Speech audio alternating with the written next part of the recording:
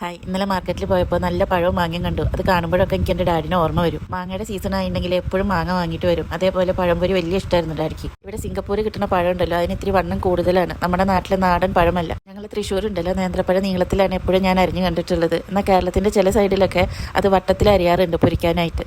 ഇവിടെ എല്ലാവർക്കും വട്ടത്തിൽ അരിയുന്നതാണ് ഇഷ്ടം. പക്ഷേ ഞാൻ കുറച്ച് നീളത്തിലും അരിയും വട്ടത്തിലും അരിയും. ഇവിടുത്തെ 2 പഴം എന്ന് പറഞ്ഞിട്ടുണ്ടെങ്കിൽ നമ്മളെ നാട്ടിൽ ഒരു 4 പഴത്തിൻ്റെ അത്രയൊക്കെ ഉണ്ടാവും മുറിച്ച് കഴിയുമ്പോൾ. ഇപ്പോൾ ഞാൻ ഇവിടുത്തെ 2 വലിയ പഴത്തിന് ഞാൻ എടുത്തേക്കുന്നത് 3 കപ്പ് മൈദപ്പൊടിയും പിന്നെ ഒരു 3 ടേബിൾ സ്പൂൺ അരിപ്പൊടി, 3 ടേബിൾ സ്പൂൺ പഞ്ചസാര.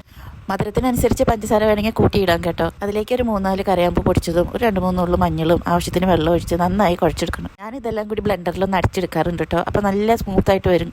എന്നിട്ട് നമ്മൾ അരിഞ്ഞു വെച്ചിട്ടുള്ള നേന്ത്രപ്പഴം മാവിൽ മുക്കിയിട്ട് എണ്ണയിലിട്ടിട്ട് പൊരിച്ചെടുക്കണം.